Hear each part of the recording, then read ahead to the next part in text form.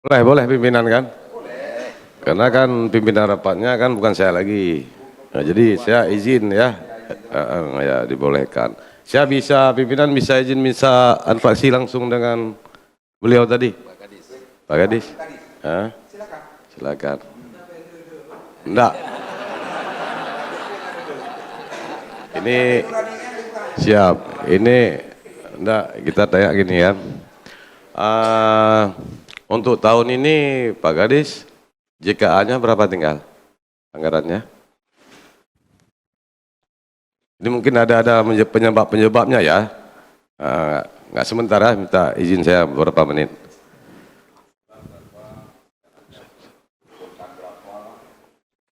Sekarang yang pagu yang tertinggal di DPA, dia BBA sekarang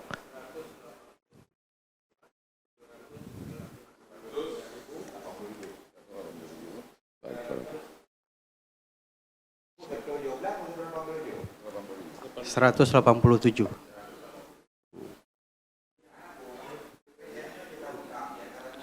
Oke.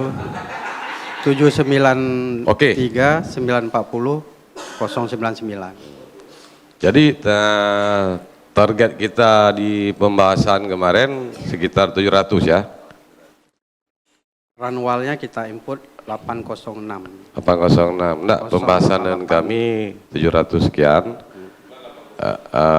Oke. Tapi SIPD nggak salah yang saya tekan kemarin di pagu indikatifnya JKA-nya kalau nggak salah 549. Ada 11 kali perubahan ini. Nah, gini Pak Gadis. Pak Gadis yang nih Pak Gadis kan yang Pak Gadis yang saya tanya, Pak Gadis jawab ya. Saya Pak Gadis hampir 15 tahun saya di Badan Anggaran. Ya. Jadi sekarang saya ketua, dulu dari anggota jadi ketua. Jadi yang saya ingat kalau nggak salah, pagu indikatif ini ditarik dulu kegiatan bersama yang sudah disampaikan dari kawan-kawan tadi semua. Sebelum pembagian kabupaten kota, 40% paling banyak kabupaten kota dan 60% paling kecil untuk provinsi, berarti boleh lebih besar. Paling kecil 60%. Nah, setelah kita tarik kegiatan bersama baru kita bagi. Nah, pertanyaan saya sekarang, Pak Gadis tidak perlu menjawab, tapi ini jadi pertanyaan biar adik-adik melihat semua ini. Karena saya yang tanda tangan pagu indikatifnya. Laporan hari ini 187 miliar. Tapi laporan ke kami kemarin 114 miliar. Nah, jadi evaluasi Mendagri ini tidak ada tinjut. Tidak ada kena evaluasi ke Mendagri. Tahu-tahu sekarang kalau bilang Pak Gadis 187, pemahaman kami kemarin yang disampaikan oleh Bang Rizal di paripurna ini 114 miliar. Karena dia bidang komunikasi di Komisi 5 ya. Komisi 5, Ketua Komisi 5. Kami pegang 114 miliar. Oke. Nah, pertanyaannya, kenapa di SPD 549 miliar, 500 lebih, sekarang tinggal 114 miliar. Siapa yang rampok uang JKA ini? Kami tidak dilibatkan dan dipotong sepihak. Ini ingat adik-adik semua ya, ada penjagal dan perampok nih ya. Ingat nih. Mungkin ada juga berpengaruh dengan anggaran yang dipotong tahun 2026. 114 miliar tinggal uang, DPRA tidak tahu siapa yang jegal ini dan siapa yang rampok. Nah, mungkin ada sebabnya dengan ini makanya lahir Pergub. Karena dijanjikan ke eksekutif yang kami dengar dimasukkan dengan uang TKD.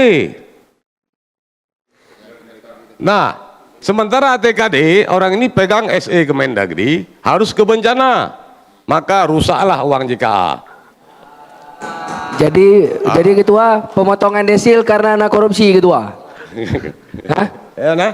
Pemotongan desil berarti karena anak korupsi di sini. Ya, kau nggak ada? Jadi kan ini biar tahu dulu, nanti jangan dituduh ketua begini. Ada main Fokir sekian. Nah, kan ini biar nampak semua kan.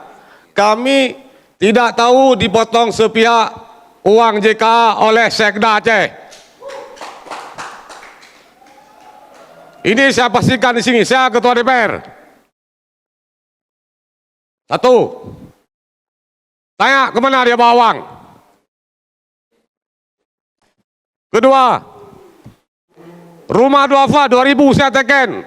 Sekarang tinggal 780, 210 miliar saya teken. Tanya sama Sekda, kemana dia bawa uang? Nah, begini jadi Aceh. Nah, makanya sekarang hari ini harus lahir satu keputusan. Saya akan menandatanganan hari ini pencabutan Pergub harus lahir dari forum ini sekarang. Sekian. Dan ini saya biar berkerucut ya, biar pimpinan rapat enggak bisa mengambil satu keputusan ya dan kesimpulan supaya tidak melebar lagi. Ada catatan, berapa catatan saya buat tadi, saya simak. Ini Pak Syakir, dengar baik-baik ini. Jangan bilang selalu kalau jumpa ketua Pergub itu tidak ada urusan DPR. Nah ini baru rasain hari ini. Bilang Mas Sekda ya. Ini sudah saya catat. Pergub bukan lagi pelaksana, tapi sudah menjadi pembuat kebijakan baru. Ini pelanggaran ya. Ini ada berapa catatan saya buat. Jadi tidak usah tanya kemana lagi ini. Ini sudah saya simpulkan. Pergub menciptakan aturan yang tidak didelegasikan oleh kanun. Nah, berbahaya. Ini bertentangan. Ini semua bertentangan. Nah, Pergub mengikat APBA tanpa dasar rinci dalam kanun. Nah, yang keempat, ini bertentangan semua nih. Ini bermasalah. Jadi tidak usah adu argumen lagi ya. Selesaikan nanti semua nih. Empat, ini kesimpulan Tuan Anwar. Dicatat Tuan Anwar ya, dilamati. Pergub mengatur teknis yang seharusnya diatur di kanun. Nah, ini bermasalah juga. Nah, Pergub mengatur pembentukan struktur baru, harusnya melalui kanun. Nah, ini ingat Mas Syakir, yang sosok STPDN. Nah, Pergub membuka ruang penyalahgunaan kewenangan. Ini Pergubnya dibuat. Ini bertentangan semua nih. Nah, jadi kesimpulannya pimpinan, Pergub ini sudah melampaui kewenangan yang diberikan oleh kanun. Sekian, terima kasih. Assalamualaikum warahmatullahi wabarakatuh.